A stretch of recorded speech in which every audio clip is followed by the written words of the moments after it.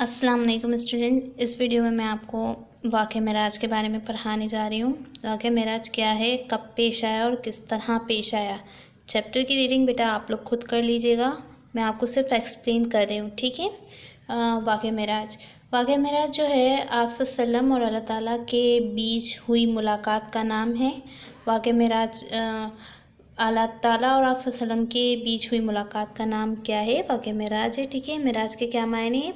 بہت بلند اور اعلیٰ مرتبے کے ہیں، اور تمام مخلوقات میں سے آپ صلی اللہ علیہ وسلم نے ہی صرف اللہ کو دیکھا ہے، اس لیے اس واقعے کو کیا کہا جاتا ہے؟ واقعہ معراج۔ اور واقعہ معراج 27 رجب کو پیش آیا تھا۔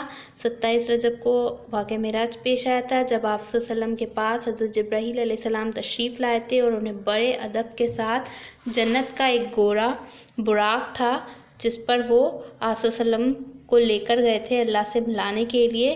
اور براق جو ہے بہت تیزی سے سفر کرتا تھا، اس لیے وہ چند ہی لمحوں میں بیت المقدس سے مسجد اقصیٰ پہنچے۔ اور راستے میں ان کے ساتھ کیا ہوا وہ بھی بتایا گیا ہے کہ جب آپ صلی اللہ علیہ وسلم راستے میں جا رہے تھے تو انہوں نے حضرت موسیٰ علیہ السلام کی قبر دیکھی تھی، اور انہوں نے اس میں دیکھا کہ حضرت موسیٰ علیہ السلام اپنی قبر میں کھڑے نماز پڑھ رہے ہیں، کیونکہ اللہ کے نبی تو اپنی قبروں میں بھی زندہ ہی ہوتے ہیں، تو وہ اپنی قبروں میں بھی اللہ کی عبادت ہی کر رہے ہوتے ہیں۔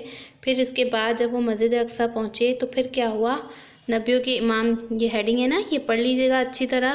پھر کیا ہوا تھا کہ تمام نبیوں نے آپ صلی اللہ علیہ وسلم کے پیچھے نماز ادا کی تھی۔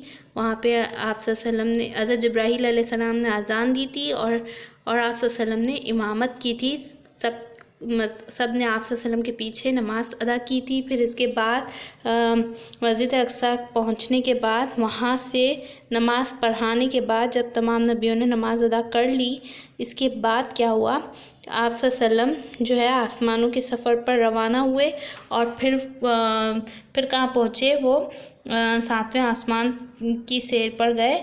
پہلے کیا ہوا، آپ صلی اللہ علیہ وسلم جو ہے حضرت جبرائیل علیہ السلام کے ساتھ تھے، جو حضرت جبرائیل علیہ السلام 7واں آسمان کی سیر کروائی انہیں، اور وہاں بھی آپ صلی اللہ علیہ وسلم کی ملاقات کس سے ہوئی، کچھ انبیاء کرام سے ہوئی۔ 6ٹھے آسمان پر انہیں حضرت موسیٰ علیہ السلام ملے، پھر 7ویں آسمان پر وہ پہنچے۔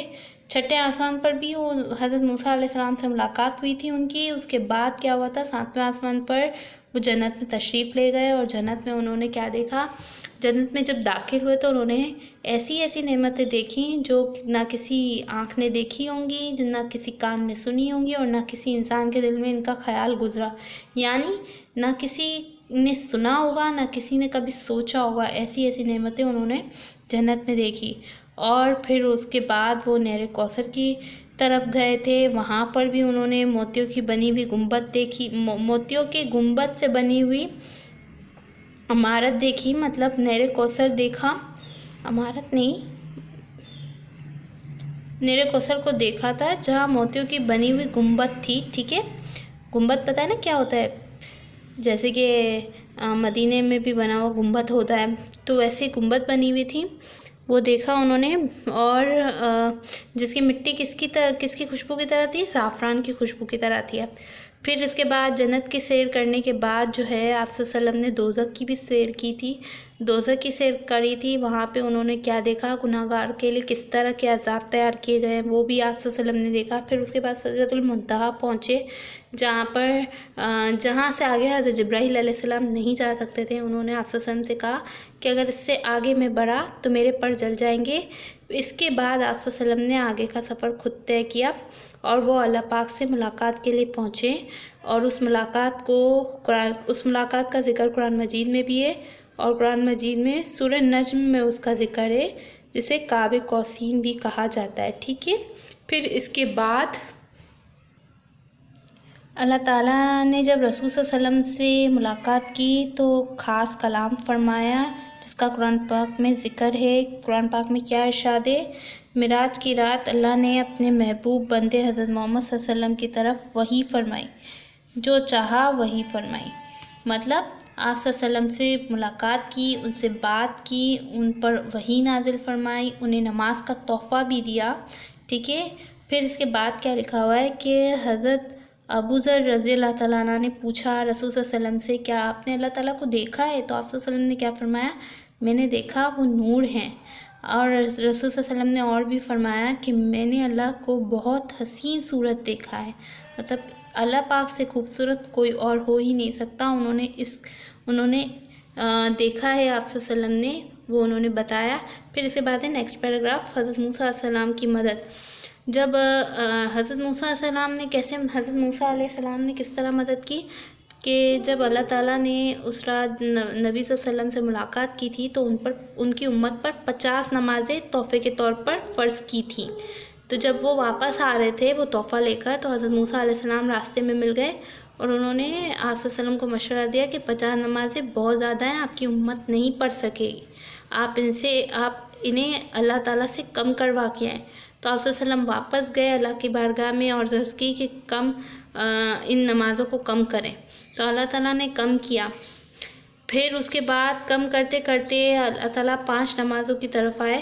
حضرت موسیٰ علیہ السلام نے پھر آپ صلی اللہ علیہ وسلم سے کہا کہ آپ کی امت 5 نمازیں بھی نہیں پڑھ سکے گی، تو آپ صلی اللہ علیہ وسلم نے کہا کہ نہیں، اب میری امت پر فرض ہے کہ وہ 5 نمازیں پڑھے، اب میں اللہ پاک کے پاس واپس نہیں جا سکتا، میں آلریڈی میں کافی کم نمازیں کروا چکا ہوں، اب میں آگے نہیں جاؤں گا، یہ آپ صلی اللہ علیہ وسلم نے ان سے کہا۔ تو آج ہم پر حضرت موسیٰ علیہ السلام کی یہ مدد ہے کہ اگر ہمارے پاس 50 نمازیں ہوتی تو سوچیں ہم کس طرح پڑھتے۔ یہ حضرت موسیٰ علیہ السلام کی مدد ہے ہم مسلمانوں کے لیے کہ ان کی مدد کی وجہ سے آج ہم پر صرف 5 نمازیں فرض ہیں، اور جن کو پڑھنے کا ثواب ہمیں 50 نمازوں کے برابر ملتا ہے۔ اور آپ صلی اللہ علیہ وسلم پھر اسی رات نمازوں کا تحفہ لے کر 5 نمازوں کا تحفہ لے کر اسی رات فجر سے پہلے واپس بھی آ گئے اور پہنچ کر تمام مسلمانوں کو جب واقعہ معراج کا قصہ سنایا اور بتایا کہ نماز کا تحفہ دیا ہے اللہ تعالیٰ نے، تو کسی بھی کافر نے یقین نہیں کیا۔ یہ لکھا ہوا نا واقعہ معراج کا انکار، اس پیراگراف میں یہی بتایا گیا ہے کہ کسی بھی کافر نے یقین نہیں کیا، اور ابو جہل نے تو پورا واقعہ سن کر جو ہے کافروں کو جمع کیا اور ان کا مذاق اڑانے لگے۔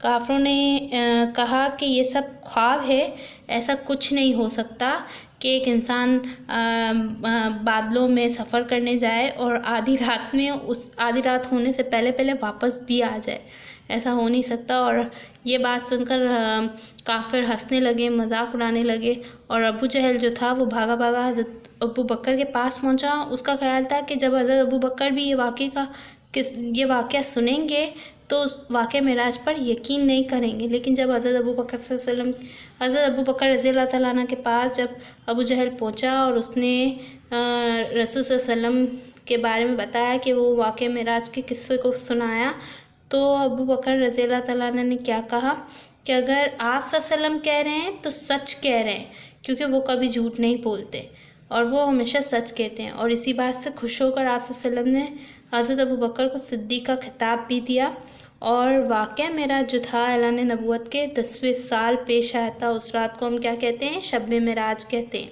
آئی ہوپ آپ کو چیپٹر پوری طرح سمجھ میں آ گیا ہوگا۔